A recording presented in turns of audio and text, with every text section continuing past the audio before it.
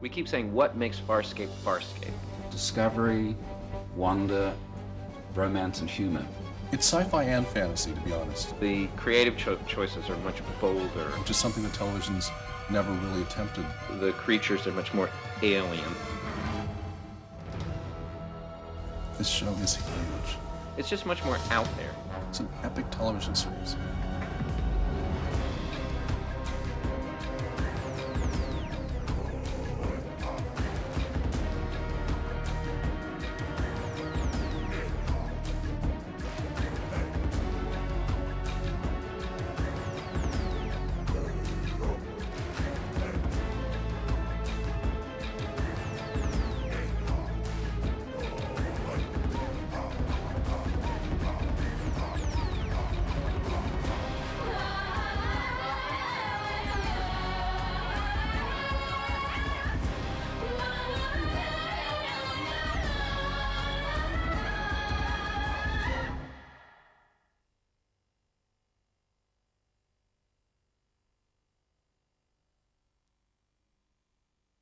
Probably 6 or 7 years ago, we decided that we wanted to try to set up a show that was a big show that sort of showed off all the capabilities of the Henson Company, the Creature Shop, and everything that we can do, and take some of the stuff that we're used to putting in features and put it into a television series, and really do something special. Oh, God! Eventually met Rockne O'Bannon, who had he's created Alien Nation, Sequest, and had very much the right sensibility. And then he created this show and this premise. The same way that Henson wanted to take the series from a production standpoint in a very unique direction, I thought, how can we take what we've come to know and like so much about science fiction television and Star Trek and Babylon 5 and twist it in another direction and take it someplace from a story standpoint that's significantly different than what we've been seeing. And I think we've done that. Farscape's main character is someone from our own time, John Crichton. Hi. A man from Earth, John Crichton, an astronaut scientist, goes up one day in a one-man module to orbit the Earth. Now. Roger, Roger. Approaching maximum velocity. His intention is to conduct an experiment. Meteorology reports some kind of electromagnetic wave. At the crucial moment of the experiment, an error occurs, and he's suddenly catapulted through a wormhole, a shortcut, if you will, through time and space, and he ends up essentially on the other side of the universe. Once there, he meets and boards a ship of very unusual characters, which are right out of the Jim Henson Creature Shop imagination. Can't understand. We've done it. We've escaped. He comes from this place where he grew up. He watched E.T., and he probably has in his head, he has this idea of what it is to meet an alien. And suddenly you have a modern-day human thrown into the situation where he's in an alien world. And it's nothing like what's on TV.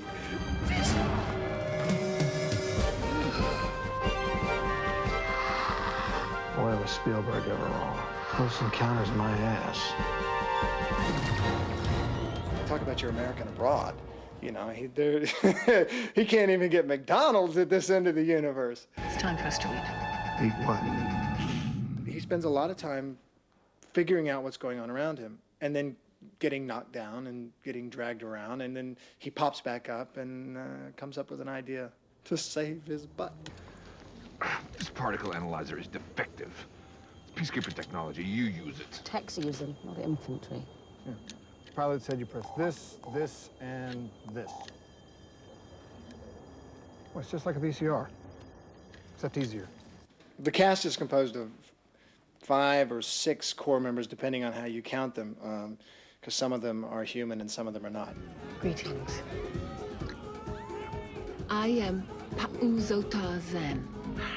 This is John Crichton, Aaron Sun, and His Eminence, Domino Rigel the 16th. Rigel is such a naughty, wicked little devil, bitter and twisted and unique, funny. Miserable and all the more self-important and pompous and arrogant. And he's also a little bit like a politician because you never know quite what he's saying, if what he's saying is the truth. So you always feel like you have to be careful with him and you have to be on your guard with him. Don't you know this is an act of war? When my council hears of this, the Hynerian Navy will scorch this hellhole. That should get him thinking. I saw some dailies recently of me doing a scene with Rigel. And I look as if I was expecting an answer from this puppet, and I got one, and I just thought it was really funny watching me talking to something that wasn't actually real. And I know John Eccleston will be very upset with me for saying that, but he is a puppet. He's not real, Rigel. Oh, leave me alone. I don't feel well at all. Quit complaining. You're lucky to be alive. Well, I'm bury that. I did the best that I could, and it wasn't in my training, you know. Peacekeepers are trained only to kill. So don't forget that this peacekeeper just saved your life. Oh. It's amazing talking with this thing that moves like a real creature, you know? The alien members of the Farscape crew were designed and built at the London Creature Shop. Rigel was the most complex character to make, the result of years of research and development. His foam skin needs to be washed and wrung out to remove the sulfurous egg smell of the latex. However, the latex is very fragile and can tear easily, so many additional foam skins are prepared. The complex eye and ear mechanisms are designed using a 3D computer program. It is crucial that the moving pieces inside the head don't bump against each other while in operation. Space is at a premium, and each piece has to fit together like a jigsaw puzzle. Each section is crafted by hand in lightweight aluminum and durable brass. The many servo motors in Rigel's head are remote controlled in order to operate the eyes, eyebrows, and ears.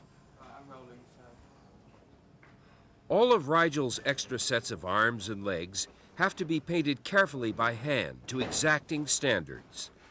During shooting, these arms can either be retouched with paint or replaced with spares.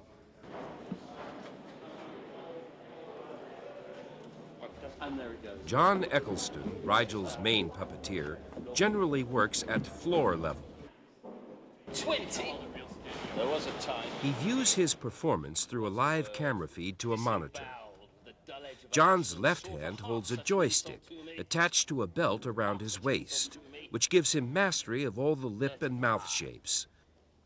Another puppeteer operates the remote-controlled elements of the face. 20 barrels of fluid. There was a time when you would have been disemboweled with a dull lesson spade for such an insult to me. 35. While Rigel may be the smallest of the Farscape crew, Moya is without a doubt the largest. I hate Starburst. Moya is their ship.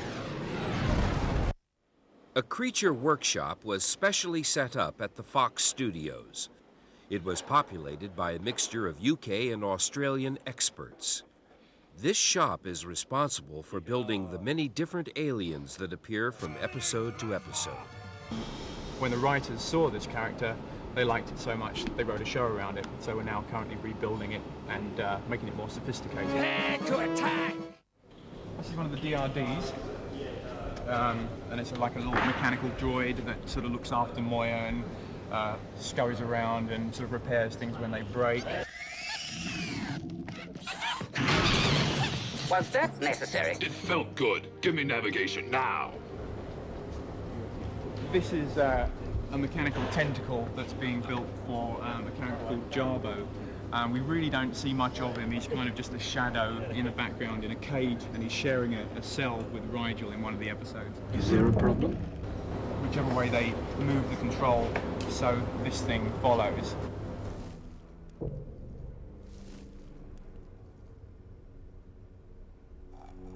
Hey, tentacles off, what do you think you're doing? It was unwanted by you. Doesn't mean you can have it. But enough of aliens. Isn't there another human, apart from John Crichton, on board Moya? What is your rank and regiment? She is human in appearance, but she's comes from a different race and a different galaxy completely. Where are you from? He claims to be a human from a planet called Earth. So it's extraordinary when she comes into contact with John Crichton because she just doesn't understand him at all. Almost nothing about the tabloids. Tablex. Whatever, we do know that they will pay us to haul cargo, which they're not going to do if you go in there doing your John Wayne impression. John Wayne, who's that, a relative? John Wayne? Oh, it's the big guy. True Grit, the Searchers, the Cowboys, Genghis Khan. Oh, no, look, forget about Genghis Khan. Everybody makes a bad movie. But the point isn't... No, the point is I'm not going to meet that shuttle unarmed. Simple as that. She probably finds him devastatingly handsome, but she's not very happy about that concept at all. Kung Fu. Kung Fu never carried a gun. He complains. Ben complains and says that I hit him harder than anybody, and it's not fair. Now let's go. No, absolutely not. There are other things that we can do. We can try negotiating with the tabloids. We can... Lex. Because the stunt double's far more brutal with him than I'll ever be. But he likes to give me a hard time about that. Next time you hit me, make sure that I don't wake up. Oh, don't me. This is not over with. And when it is, you and I are going to sit down and have a serious talk. Sure. When this is over, you and I will probably be dead. When we first saw her audition, we thought, that's not what we imagined. It was sort of thought that, that's not really what we saw. And then you watch her for 10 seconds and you can't stop. She gives me a Woody. Woody. It's a human saying. I've heard you say it often. When you don't trust someone or they make you nervous, they give you... Willies. She gives you the willies. I think she's kind of like a contemporary Emma Peel in a way. Funky, groovy chick. I call her Cyberspice now. That's really who she is. Hurry! So, apart from confused humans, an anarchist priestess, living spaceships, teenage warriors, paranoid pilots, angry aliens, and female commandos dressed head to toe in black leather, what sets Farscape apart from anything else on television? It's the choices. It's Rigel. You wouldn't find Rigel in any other television show. Rigel now. Crichton. Now, Rigel. Crichton. Rigel now. Now, Rigel! Take them!